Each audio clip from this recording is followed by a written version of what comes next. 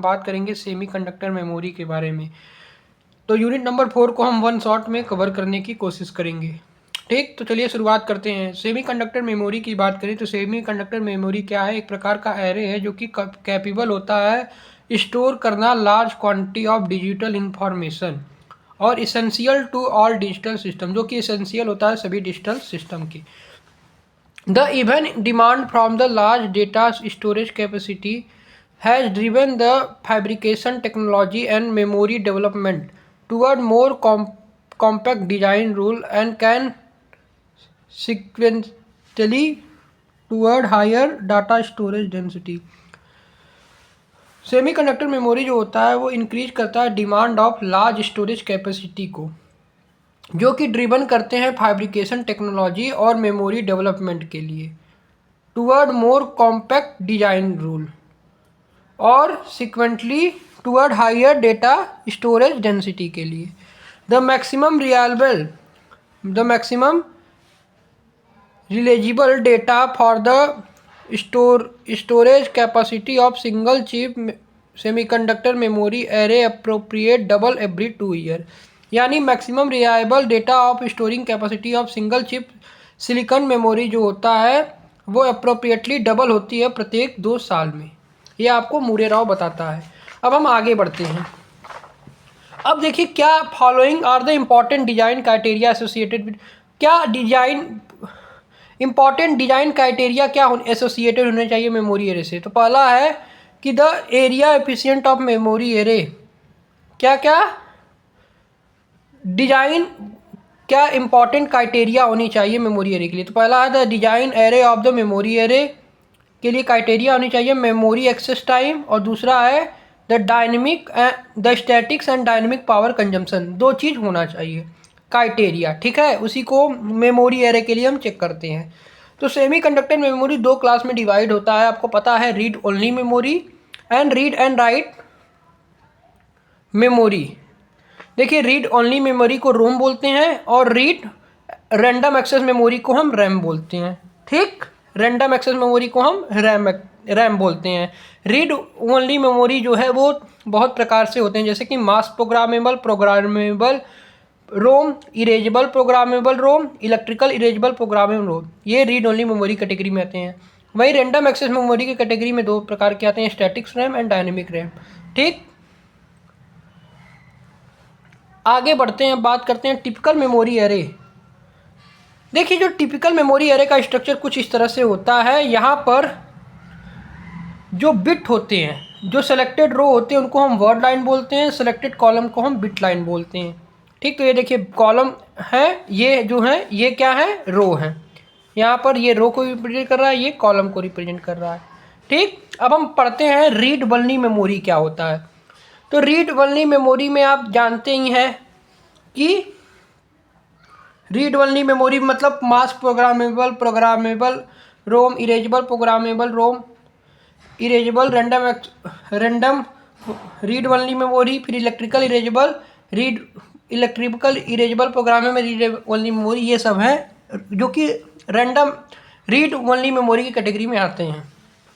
अब read only memory होता क्या, इसको डिटेल में पढ़ते हैं। देखिए The ROM can be seen as a combination Boolean network which produce the specific output data for the each input combination for each address। जो ROM होता है वो कॉम्बिनेशन करता है बूलियन नेटवर्क को, जो कि प्रोड्यूस करते हैं specific output value for each input combination के लिए, फॉर ईच एड्रेस, प्रत्येक एड्रेस के लिए। Data stored at a particular address location can be achieved by presence or absence of data path from the selected row and selected column। जो data store किया जाता है particular address पे, उसका location को हम अचीव करते हैं बाय द प्रेजेंस और absence of data path from the selected row, जिसको वर्ड लाइन बोलते हैं, सेलेक्टेड कॉलम जिसको हम बिट लाइन बोलते हैं। This is equivalent to the presence और absence of the device at the particular location. ये इक्विवेलेंट होता है presence and absence of device जो कि पर्टिकुलर लोकेशन पर पाए जाते हैं। अब देखिए रीड ओनली मेमोरी को हम जैसे कि नॉर ऑपरेशन से इसका इस्तेमाल कर सकते हैं। जैसे कि nor based read only memory क्या है, तो देखिए ये है, ये क्या है, nor based read only memory है, जो कि कंसीडर होता है 4 बिट और 4 बिट नॉर बेस्ड ये क्या है, 4 bit into 4 bit NOR based ROM access shown ROM array है, जो कि यहाँ पर दिखा गया है। ये क्या है, nor based read only memory है। इसका कुछ बुलियन एक्सप्रेशन इस तरह से है, जहाँ पर R1 R2 R4 रो है और C1 C2 C4 कॉलम है। कुछ इस प्रकार से बना है। उसी तरह रीड ओनली मेमोरी को आप नॉर से जैसे कर सकते हैं, उसी तरह नैंड से भी इस्तेमाल कर सकते हैं। नैंड से मतलब कंसीडर कीजिए 4 bit into 4 bit NAND base array जो कि दिया गया है यहाँ पर। अब इसका भी इस्तेमाल यहाँ पर आप कर सकते हैं, ठीक। यहाँ पर R1 R2 R4 रो है और C1 C2 C4 भी कॉलम है। तो इस तरह से यहाँ पर नैंड ऑपरेशन परफॉर्म किया गया है, ठीक। अब आगे बढ़ते हैं। Column row and column decoding from ROM. क्या होता है रो और कॉलम डिकोडिंग फ्रॉम रोम? तो row and column address decoding are design to select a particular memory location in the array based on the binary row and column address. जो row and column address decoder होते हैं उनको design किया जाता है select एक particular location से किसी एरे में, ठीक, जो कि बेस्ड होता है binary row and column address में। The row decoder design to derive a NOR ROM array must by defining selected one of the 2 to the power n word line by raising its voltage to V0H। अगर हमको row decoder को design करना है तो हमको derive करना पड़ेगा एक नोर एरे, जो कि क्या करेगा, सेलेक्ट करेगा one of the 2 to the power 1 2 to the power n word line को बाई रेज करेगा इट्स वोल्टेज टू V0H। इस तरह से आप क्या करेंगे, नॉर डिकोडिंग डिजाइन को डिजाइन करेंगे, यानी रो एंड कॉलम को डिकोड करेंगे with the help of read only memory. यहाँ पर देखिए रो को डिकोड किया गया है R1 R2 R4 R5 में। ये क्या है, ये हैं आपके रोम एरे, ठीक। यहाँ पर A1 A2 R1 R2 R3 R4 ये क्या है, यहाँ पर कुछ बुलियन एक्सप्रेशन लिखे गए हैं, ठीक है। तो इस तरह से आप क्या करेंगे, रो डिकोडर परफॉर्म करेंगे।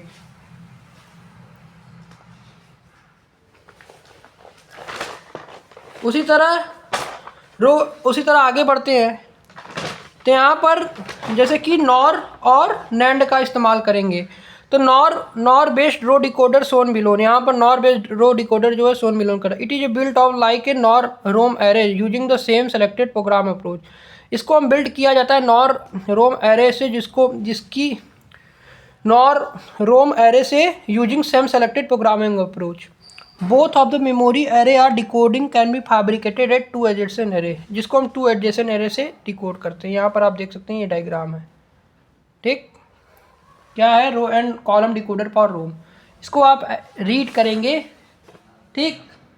ये सब रीड करने वाला चीज़ है कि हम कैसे रो और कॉलम को डिकोड करते हैं रोम से, वो बताया गया है यहाँ पर। तो रो के लिए आप क्या करेंगे, वर्ड लाइन का इस्तेमाल करते हैं, ठीक है, रो डिकोडर के लिए। और कॉलम के लिए आप बिट, देखिए रो के लिए किसका इस्तेमाल करेंगे, वर्ड लाइन। एक मिनट रोड के लिए अगर हमको सेलेक्ट करना है रो को तो वर्ड लाइन करेंगे, और सेलेक्ट करना है कॉलम को तो क्या करेंगे, हम बिट लाइन का इस्तेमाल करेंगे। तो अगर हमको सेलेक्ट करना है कॉलम को तो हम बिट लाइन का इस्तेमाल करेंगे। For row decoder design to derive a NAND ROM must lower the voltage level of a selected row to logic 0 while keeping all other row at the logic high level. अगर हमको क्या करना है, रो को decode करना है तो हमको डिराइव करना पड़ेगा नैंड रोम को, जो कि मस्ट करे lower the voltage level to the selected row to logic 0 while keeping all other row at the logic high level. This function can be implemented by using an input NAND gate for each of the row output। ये function को implement कर सकते हैं बस हम using n input NAND gate for each row output, ठीक। तो यहाँ पर NAND रो डिकोडर यहाँ पर इस्तेमाल किया गया है। देखिए 2 to the power n word line है, 2 to the power 1 कॉलम है। The column decoder circuit is the design to select one out of 2 to the power 1 bit line, जिसको हम कॉलम बोलते हैं। यानी इसमें हमको क्या करना पड़ेगा, बिट लाइन को सेलेक्ट करना पड़ेगा of the ROM array according to the m bit column address. किसके according to m bit column address को। And the data content to the selected bit line, और डाटा क्या करेगा, कंटेंट करेगा selected bit line to the data output तक। ठीक, इसको हम कैसे डन कर सकते हैं, it can be done by connecting the NMOS pass transistor. NMOS pass transition को आप क्या करेंगे, कनेक्ट करेंगे विथ ईच बिट लाइन मतलब कॉलम से, कॉलम के आउटपुट से, and selected driven one out part to the power M pass transistor. फिर जो सेलेक्टेड ड्राइव हुए हैं उनको to the power M pass transistor से नॉर बेस्ड कॉलम एड्रेस से डिकोड कर देंगे। तो ये है आपका diagram.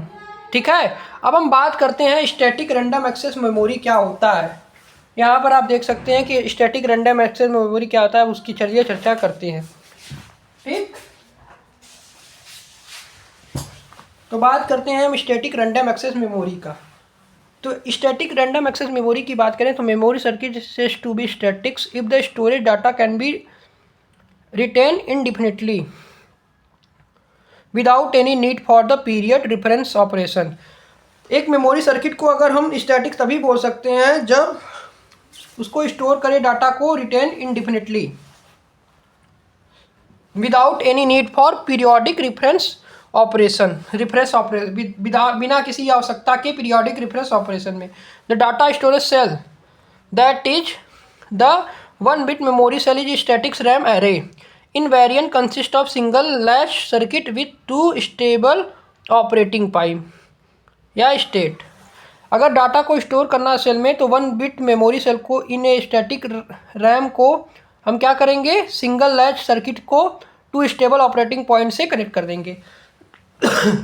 Depending on the present state of the 2 inverter latch circuit, the data being held in the memory cell with the interpreted either as logic 0 and true। अगर हमको preserve करना है depending on the preserve state of the 2 inverter latch circuit को, तो जो data होंगे उनको हम हेल्ड कर देंगे मेमोरी सेल से with the interpreted either as logic 0 and 1। अब देखिए यहाँ पर एक्सेस कॉलम होता है। देखिए यहाँ पर देख सकते हैं कि 2 इन्वर्टर लैच सर्किट को हमने एक्सेस स्विच से क्या किया है, यहाँ पर 2 इन्वर्टर लैच सर्किट को बनाया है और उसको एक्सेस स्विच से पास कराया है। तो यह स्टैटिक रैंडम एक्सेस मेमोरी। इतना नहीं आएगा, ये इतना इम्पोर्टेंट नहीं है, बस आप पढ़ सकते हैं थोड़ा मोड़ा। To access the data content the memory cell with the bit line we need at least 1 switch. हमको एक स्विच की आवश्यकता होगी which is control by the corresponding word wise, जो कि कंट्रोल किया जाए by corresponding word line. The row address selected signal, जिसमें हम क्या करें, row address of selected signal का इस्तेमाल करें। Using 2 complementary access switch consist of N pass transistor and MOS pass transistor. 2 complementary अगर हमको एक्सेस करना स्विच को तो कंसिस्ट करेगी n MOS pass transistor implemented by connecting the 1 bit static random access memory cell to complementary bit line मतलब column. अब हम बात करते हैं स्टैटिक रैंडम एक्सेस मेमोरी के बारे में। To generate the structure of the MOS static random access memory cell is shown below. It consist of 2 cross couple inverter and 2 access transition. देखिए अब यहाँ पर एक क्वेश्चन अराइज होता है, स्टैटिक्स और डायनेमिक रैंडम एक्सेस मेमोरी में क्या डिफरेंस होता है। तो देखिए स्टैटिक्स रैंडम एक्सेस मेमोरी में क्या होता है कि ये कंसिस्ट करता है 2 cross couple inverter, 2 cross couple inverter होते हैं और 2 एक्सेस ट्रांजिस्टर होते हैं। ठीक, किसमें, स्टैटिक्स रैंडम एक्सेस। तो इसमें नंबर ऑफ ट्रांजिशन की संख्या कितनी हो जाती है, 6 हो जाती है। The load device can vary depending on the type of memory, और जो लोड डिवाइस है वो वेरी करती है on the type of memory. The pass transistor acting on the data access switch and enhance types and MOSFET. जो pass transistor होते हैं जिसमें डाटा एक्सेस किया जाता है स्विच से, उसका काम क्या है, एनहांस करना एंड मॉसफेट को। तो यहाँ पर आप देख सकते हैं कि यहाँ पर 6 ट्रांजिस्टर इस्तेमाल किए गए हैं, M1 M2 M3 M4 M6 M5। तो M1 M2 और M3 M4 क्या है, यही क्या है, क्रॉस कपल है। ठीक, और ये सब क्या है, ऊपर वाला पी मॉस है, नीचे वाला एन मॉस है, यहाँ पर एन मॉस, यहाँ पर एन मॉस है। तो यहाँ पर देखिए क्या लिखा गया है, 6 ट्रांजिस्टर लगते हैं किसमें, 6 स्टैटिक्स रैंडम एक्सेस मेमोरी में। यहाँ पर आप देख सकते हैं 6 ट्रांजिस्टर लगे हैं स्टैटिक्स रैंडम एक्सेस मेमोरी में। यानी कभी कभी क्वेश्चन पूछता है, ये बहुत ही इंपॉर्टेंट क्वेश्चन है, CMOS implementation of statics random, कैसे हम इसको इम्प्लीमेंट कर सकते हैं, CMOS implementation of statics random access memory. तो इसको कैसे इम्प्लीमेंट कर सकते हैं, the CMOS version of statics random access memory offer lowest statics power consumption, superior noise margin and switching speed. जो CMOS वर्जन होता है स्टैटिक्स रैंडम एक्सेस मेमोरी का, वो ऑफर करता है लोवेस्ट स्टैटिक पावर कंजम्पशन और सुपीरियर नॉइस मार्जिन को और स्विचिंग स्पीड को।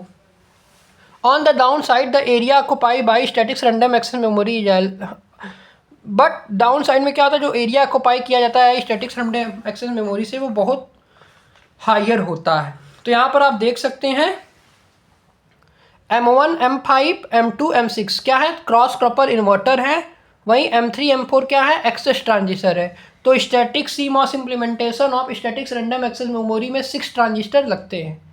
ठीक, कितना लगते हैं, 6 ट्रांजिस्टर लगते हैं। और यहाँ पर आप ये सब दिखाएंगे, ये डायग्राम पक्का बनाएंगे अगर आता है तो, ये पक्का गारंटी क्वेश्चन है, ये बहुत ही इंपॉर्टेंट क्वेश्चन आता है।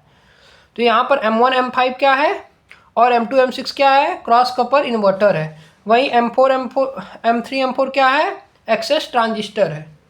ठीक, ये डायग्राम पक्का बनाएंगे आएगा तो। यहाँ पर M1 M5 और M2 M6 क्या है, क्रॉस कपर इन्वर्टर है, M3 M4 एक्सेस ट्रांजिस्टर है। अब रीड ऑपरेशन इन SRAM में रीड ऑपरेशन कैसे होता है, यहाँ पर वही दिखाया गया, उसका डायग्राम कुछ इस प्रकार से बनता है। अब देखिए स्टैटिक्स रैंडम एक्सेस मेमोरी में नंबर ऑफ ट्रांजिस्टर ज़्यादा लग रहे थे, तो एरिया भी क्या हो रही थी, ज़्यादा लग रही थी।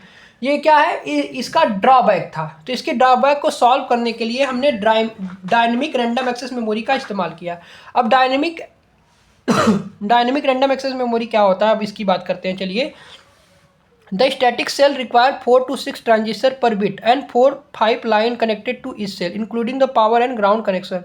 जो स्टैटिक्स रैंडम एक्सेस मेमोरी था उसमें 4 to 6 ट्रांजिशन पर बिट लग रहे थे और 4-5 लाइन जो कि कनेक्ट किया जाता है प्रत्येक सेल से, including the power and ground connection, जो कि इंक्लूड करता है पावर एंड ग्राउंड कनेक्शन को। To satisfy this requirement a substance silicon area must be reserve for each memory cell.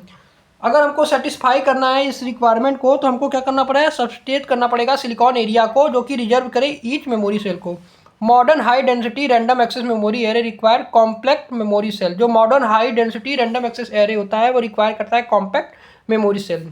अब डायनेमिक रैंडम एक्सेस मेमोरी का इस्तेमाल क्यों किया गया, तो dynamic random access cell binary data storage charge in the capacitor, जो कि क्या करता है, बाइनरी डाटा को स्टोर करता है charging capacitor, where the presence and absence of storage charge determine the value of the storage bit.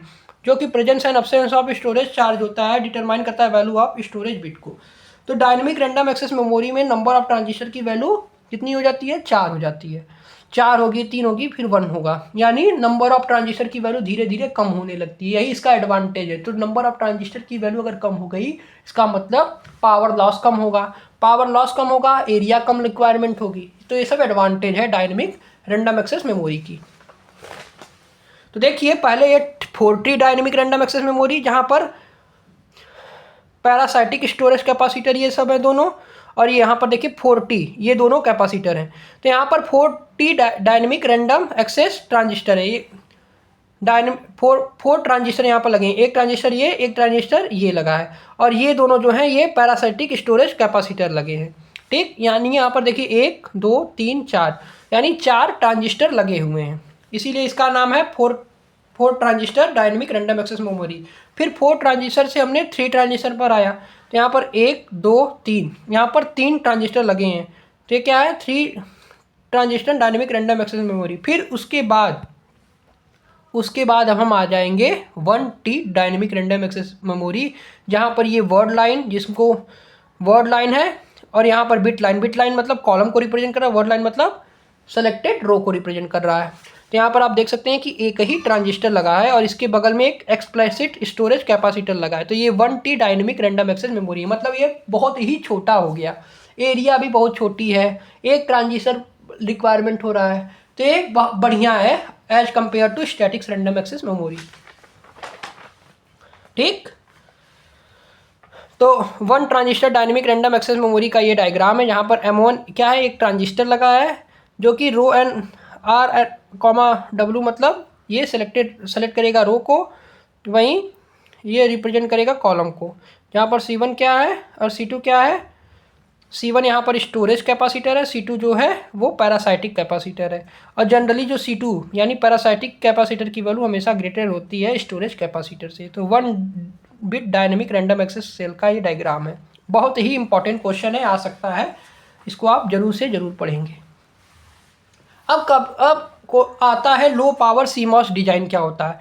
तो low power CMOS मतलब पावर की कमी होने लगना।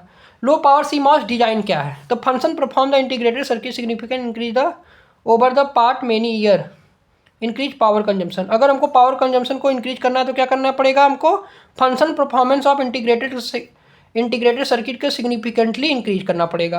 To increase the prominence of the portable system and need the limit power consumption. अगर हमको क्या करना है, इंक्रीज करना है prominent of the portable system को, तो हमको आवश्यकता होगी कि लिमिट किया जाए पावर कंजम्पशन को।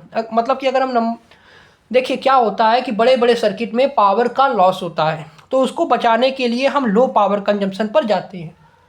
ठीक, यानी बड़े बड़े जैसे कि बड़े बड़े सर्किट हो गए, तो अगर उसमें ज़्यादा पावर वेस्ट हो रहा है तो वहाँ पर क्या है, ये हमारे लिए खराबी की बात है। तो हम कुछ ऐसा डिज़ाइन करें जहाँ पर पावर की कम, जो पावर है वो कम इस्तेमाल हो। तो इसीलिए लो पावर CMOS डिज़ाइन का इस्तेमाल किया जाता है। तो देखिए जैसे कि पावर कंजम्पशन, जैसे कि जिसमें हीट डिसिपेशन हो रहा है, एक प्रकार का लॉस है। And hence need of low power VLSI design, मतलब कहीं पर भी पावर का लॉस हो रहा है। जैसे कि कॉम्प्लेक्सिटी सर्किट में, कॉम्प्लेक्स सर्किट में क्या हो रहा था, हीट डिसिपेशन हो रहा था। तो इसको एनहेंस करने के लिए हमने लो पावर VLSI सिस्टम का इस्तेमाल किया। Low power consumption should not affect the requirement of high and performance, ये इफेक्ट नहीं करता है requirement of high and performance को। Therefore, reducing the power dissipation of integrated circuits through the design improvement is major challenge in portable design system.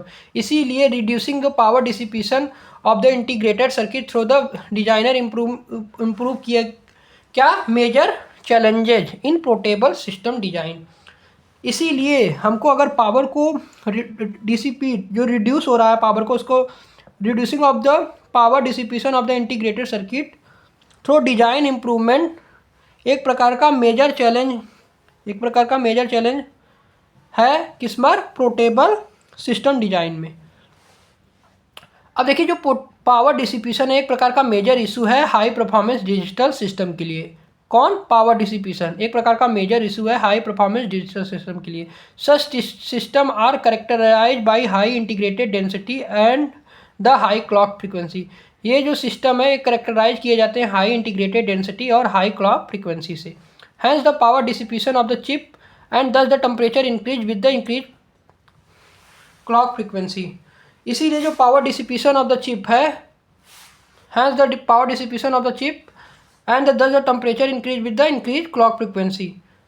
Temperature तब increase होगी जब हम clock frequency को इंक्रीज करेंगे, तो पावर डिसिपेशन की value कम होगी। ये बताया गया कि पावर डिसिपेशन जो होता है एक प्रकार का मेजर इशू होता है हाई परफॉर्मेंस डिजिटल सिस्टम में।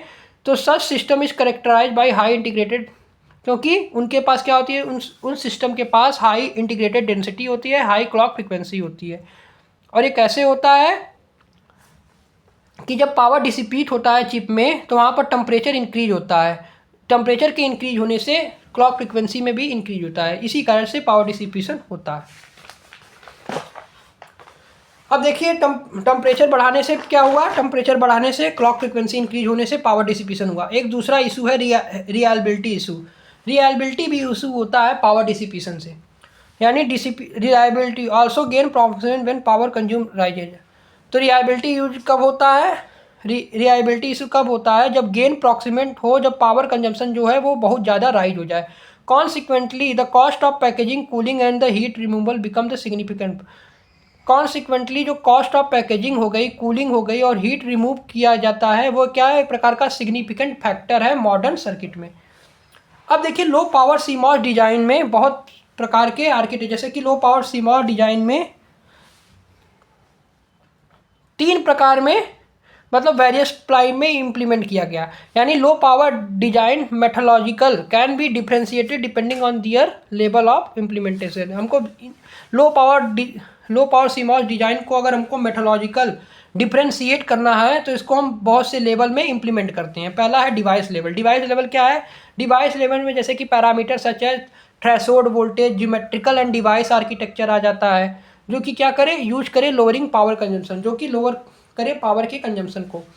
सर्किट लेवल की बात करें तो डिफरेंट डिजाइन स्टाइल आ जाता है, वोल्टेज स्विंग आ जाता है, क्लॉक स्ट्रेटजी आता है, जिसका इस्तेमाल करते हैं हम पावर डिसिपेशन को रिड्यूस करने के लिए। ठीक, अब हम आगे बढ़ते हैं। अब हम बात करते हैं आर्किटेक्चर लेवल की। Technique such as pipeline and parallelism are the various buses structure में be use for the optimize power management. Architecture level की बात करें तो इसमें हम टेक्निक का इस्तेमाल करते हैं। किस कौन कौन सी टेक्निक का? पाइपलाइन एंड पैरेललिज्म की, जो कि वेरियस बस स्ट्रक्चर में को क्या करे, ऑप्टिमाइज करे पावर के मैनेजमेंट को, जो कि पावर के मैनेजमेंट को ऑप्टिमाइज करे।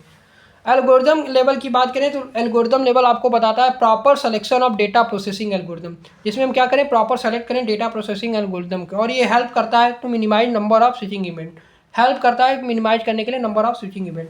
Overview of power consumption.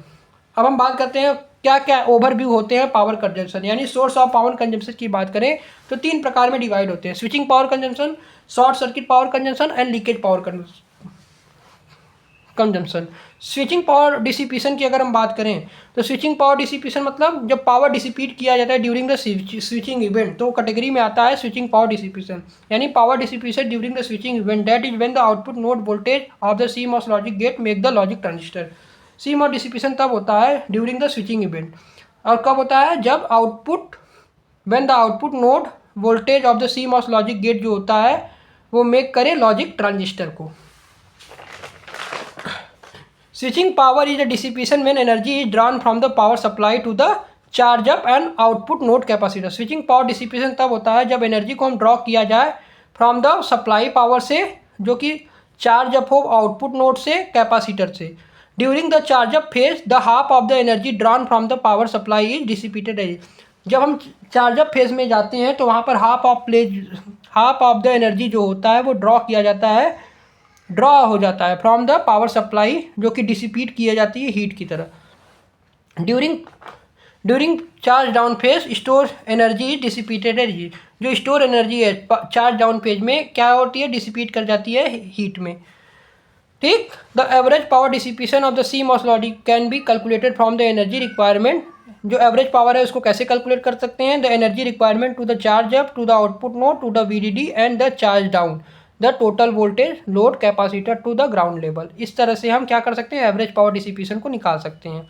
तो average switching power consumption in the CMOS logic circuit को कैसे हम निकालते हैं, तो पावर एवरेज निकालने के लिए फार्मूला इस्तेमाल करते हैं 1/T C लोड VDD का स्क्वायर, जिसकी वैल्यू इक्वल टू होती है C लोड VDD का स्क्वायर इंटू F क्लॉक। इससे आप क्या निकालते हैं, स्विचिंग पावर निकालते हैं, C लोड VDD का स्क्वायर इंटू F क्लॉक। यहाँ पर देख सकते हैं pull up network pull down network का है। ठीक, यहाँ पर C लोड की value C drain plus C interconnect plus C input, यहाँ से आपको C लोड की वैल्यू निकालते हैं। ठीक, in the charge from the 0 to VDD that make the 1 clock cycle, power की value alpha T C load VDD का square into F clock हो जाता है, जहाँ पर अल्फा टी क्या है, नो ट्रांजिस्टर फैक्टर है। Estimate the switching power is the further improvement by taking P average is equal to I is equal to 1 to n alpha TI CI VI VDD into F clock। I represent करता है internal load को। तो यह है switching power consumption की बात। अब हम बात करते हैं शॉर्ट सर्किट पावर डिसिपेशन क्या होता है। शॉर्ट सर्किट पावर डिसिपेशन की बात करें तो in the input voltage waveform finite rise and finite fall time both NMOS and PMOS transistor in the CMOS circuit में कंडक्ट साइमल्टेनियसली। किसी इनपुट वोल्टेज वेवफॉर्म में जो finite rise and finite time fall time होता है वो क्या करता है, दोनों both the NMOS and PMOS transistor in the CMOS circuit में भी कंडक्ट है, जिसमें क्या होते हैं, दोनों NMOS एंड PMOS ट्रांजिस्टर जो इन्हें CMOS सर्किट को कंडक्ट करते हैं साइमल्टेनियसली एक साथ for the short amount of time, छोटे अमाउंट ऑफ टाइम के लिए। ड्यूरिंग स्विचिंग के बाद during switching forming the direct current, switching के समय ये क्या करता है, फॉर्म करता है direct current path between VDD and ground. तो ये है शॉर्ट सर्किट का डायग्राम। यहाँ पर देख सकते हैं NMOS PMOS लगा है, VDD लगा है, यहाँ पर Vin लगा है, input signal with the finite rise and finite time, और यहाँ पर लोड कैपेसिटर लगा दिया गया है। ठीक, consider a systematic CMOS inverter with Kn is equal to Kp is equal to K and Vtn is equal to Vtp is equal to Vt, which is driven by the systematics input. T rise equal to T fall is equal to tau, यानी time rise और time fall time की value जो होती है equal to tau होता है। तो short circuit current drawn from the power supply is ISC is equal to 1/12 KT FCC बटे VDD माइनस VT का क्यूब। तो यहाँ पर शॉर्ट सर्किट में पावर डिसिपेशन की वैल्यू किसके बराबर होती है? तो यहाँ पर आप देख सकते हैं इसकी वैल्यू होती है 1/12 KT F clock VDD minus 2 VT के क्यूब। ये शॉर्ट सर्किट का पावर डिसिपेशन का फार्मूला होता है। उसी तरह बात करते हैं लीकेज पावर डिसिपेशन क्या होता है। ठीक, खत्म होने वाला है क्या ये? हाँ, खत्म होने वाला है। अब लीकेज पावर डिसिपेशन की बात करें तो leakage current in the CMOS circuit are generally due to reverse saturation current and sub threshold current. Leakage current जो होता है वो सर्किट में कैसे आता है? Due to reverse saturation current and sub threshold current के कारण। In a CMOS VLSI chip content a very large number of transistor. CMOS में VLSI चिप है जो कंटेंट करती है लार्ज नंबर ऑफ ट्रांजिस्टर को। These current can be contribute to the overall power consumption even when the transistor are not undergoing on switching event। तो इन्हें CMOS VLSI chip जो होता है वो कंटेंट करता है लार्ज नंबर ऑफ ट्रांजिस्टर को। तो जो ये करंट है ये कंट्रीब्यूट करते हैं ओवरऑल पावर डिसिपेशन को even when the transistor are undergoing और स्विचिंग इवेंट। कंट्रीब्यूट करते हैं पावर डिसिपेशन को कब? जब ट्रांजिस्टर जो है जब नहीं जाता under going any switching event में, जब कोई स्विचिंग इवेंट में नहीं जाता है तब ये कंडीशन होती है। The reverse saturation current across the reverse bias drain substance junction. ये रिवर्स सैचुरेशन करंट है across the reverse bias drain substance junction में। यहाँ पर आप देख सकते हैं कि यहाँ पर हमने NMOS ट्रांजिस्टर बनाया, यहाँ पर PMOS ट्रांजिस्टर बनाया, यहाँ पर रिवर्स लीकेज करंट है, ये VDD से किया गया, यहाँ पर C लोड है, NPN रिवर्स लीकेज है, यहाँ पर P टाइप सबस्ट्रेट डाला गया है। The sub threshold leakage current due to diffusion between source and drain weakage inversion. यानी जो सब थ्रेशोल्ड लीकेज करंट होता है वो क्यों होता है? Due to diffusion between source to drain weakage inversion, weak inversion से होता है।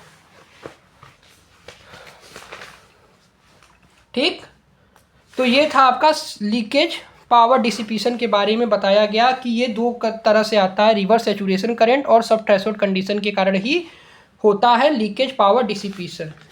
ठीक, अब हम आगे बढ़ते हैं। अब देखिए लो पावर CMOS डिजाइन क्या है। लो पावर CMOS डिजाइन जो है it is a very important to understand the power consumption profile across the. ये बहुत इंपॉर्टेंट होता है टू अंडरस्टैंड करना power consumption profile across the chip. Identify the dominant component of the power consumption greatly help in design a system with reduce power dissipation. अगर हमको identify करना है dominant component of the power consumption को तो हमको क्या करना पड़ेगा? ग्रेटली हेल्प करना पड़ेगा design a system with a reduce power dissipation. Power dissipation को कम करना पड़ेगा। The total power consume can be divided into 4 major. जो टोटल पावर होते हैं वो 4 प्रकार में डिवाइड होते हैं टोटल पावर कंजम्पशन। एक होता है लॉजिकल सर्किट में, एक होता है क्लॉक जनरेशन एंड डिस्ट्रीब्यूशन में, एक होता है इंटरकनेक्ट, एक होता है ऑफ चिप ड्राइविंग जिसको हम इनपुट आउटपुट सर्किट बोलते हैं। The average switching power dissipation की वैल्यू P एवरेज की वैल्यू निकालते हैं C load V2 square D voltage का स्क्वायर इंटू F क्लॉक से, जो कि प्रोपोर्शनल होता है square of supply voltage VDD से। Hence reduction of the VDD will be significant reduce power consumption. अगर हम रिड्यूस कर देते हैं VDD को तो वो क्या करता है? सिग्निफिकेंटली रिड्यूस करता है पावर कंजम्पशन से। How ever like any design parameter is trade off. किसी भी डिजाइन से पैरामीटर जो होता है वो ट्रेड ऑफ करता है। तो यहाँ पर आप देख सकते हैं कि नॉर्मलाइज डिले था, यहाँ पर पावर सप्लाई वोल्टेज डिले था। तो यहाँ पर डिले ये है, पावर डिसिपेशन ये है, यानी पावर डिसिपेशन पावर एवरेज जो है डायरेक्टली प्रोपोर्शनल टू VDD है। अब कभी कभी क्वेश्चन ये भी पूछता है low power design through voltage scaling क्या होता है। इसकी बात कभी कभी कर लेता है क्वेश्चन। तो लो power design through voltage scaling क्या है इसकी बात चलिए स्टार्ट करते हैं। The quadratic dependency of the quadratic power on the VDD also influence by circuit speed. जो क्वाड्रेटिक डिपेंडेंसी होता है किसी भी डायनेमिक पावर का ऑन द VDD वो किस पे इफेक्ट करता है, वो प्रभावित होता है सर्किट के स्पीड से। If the circuit is always operate in the maximum frequency, अगर कोई सर्किट जो है वो ऑपरेट करती है मैक्सिमम फ्रीक्वेंसी से, allow by the propagation delay, और उसमें प्रोपोगेशन डिले होता है, then no switching event per unit time will be drop, तो वहाँ पर कोई भी स्विचिंग इवेंट ड्रॉप नहीं होता है एज ए प्रोपोगेशन डिले तक, becoming larger with the reducing the power supply voltage. अगर हमको लार्जर करना है तो हमको रिड्यूस करना पड़ेगा पावर सप्लाई वोल्टेज को। The net result is that the depending of the switching power dissipation on the power supply voltage become stronger than the simple quadratic relationship. Hence हमको ये पता चल गया कि जो डिपेंड करता है power dissipation, dependency of the switching power dissipation of the on the power supply voltage, वो क्या है, stronger, become stronger than the simple quadratic, वो क्या है, स्ट्रॉन्गर होता है सिंपल क्वाड्रेटिक रिलेशन से। तो इसी के सलूशन के लिए हम क्या करते हैं, थ्रेशोल्ड वोल्टेज, सोल्यूशन क्या है इसका सोल्यूशन है, if the threshold voltage is also scale down to negative effect of the voltage scaling on the delay. अगर हम क्या करें, थ्रेशोल्ड वोल्टेज को भी स्केल डाउन कर दें, negative effect of voltage scaling on delay, तो डिले क्या हो जाएगा, कंपनसेट हो जाएगा, कम होगा।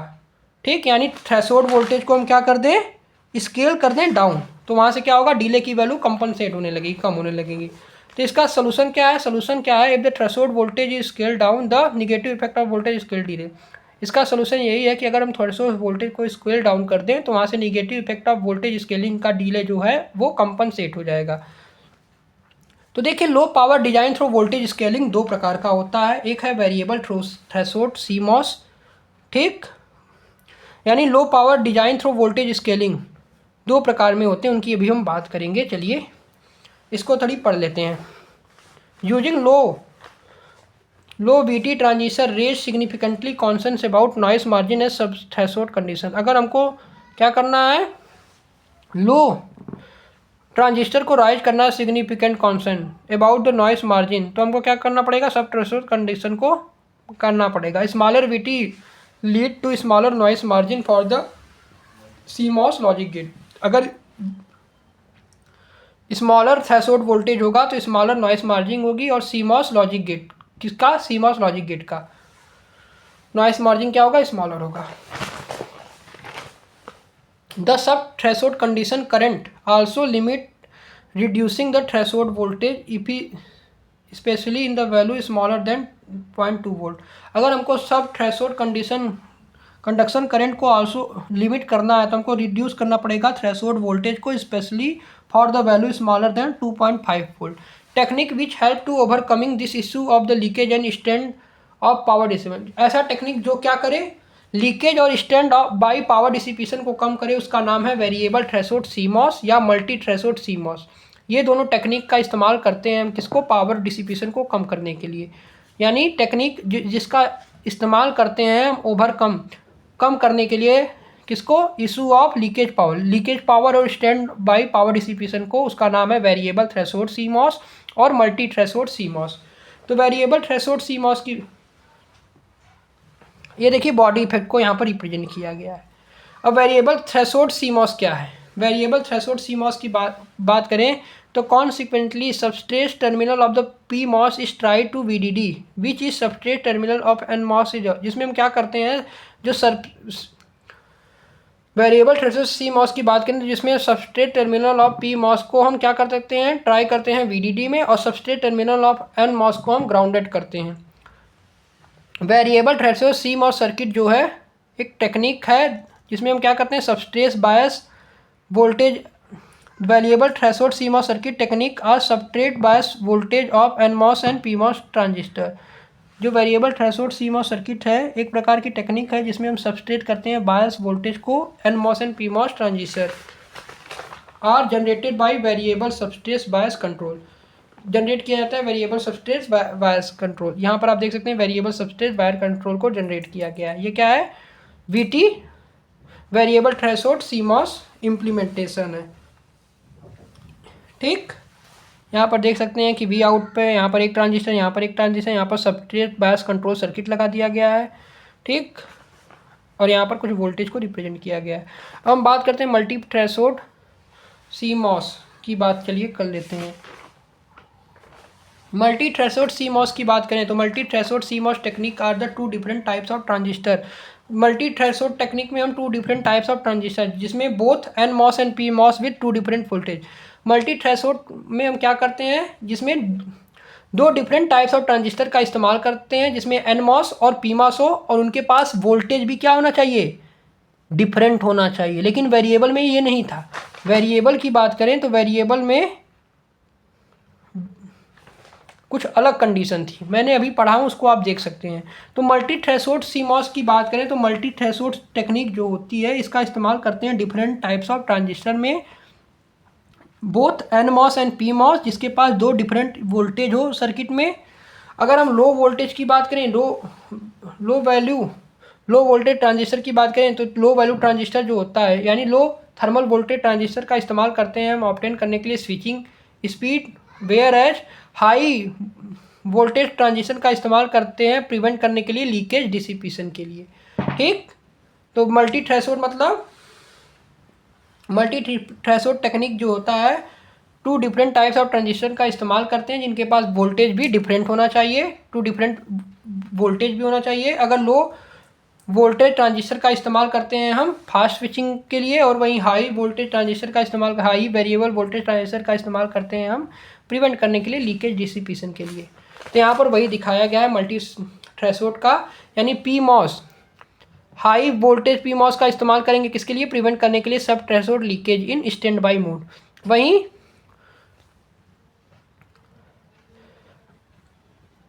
यहाँ पर देख सकते हैं हाई वोल्टेज का इस्तेमाल करने स्पेंड, देखिए हाई वोल्टेज पी मॉस का इस्तेमाल करते हैं किसके लिए, प्रिवेंट करने के लिए सब threshold leakage in state by mode. वहीं लो पावर का इस्तेमाल करेंगे किसके लिए, हाई स्पीड ऑपरेशन के लिए, जिसके पास लो पावर कंजप्शन हो, उसके लिए हम हाई स्पीड ऑपरेशन का परफॉर्म करेंगे।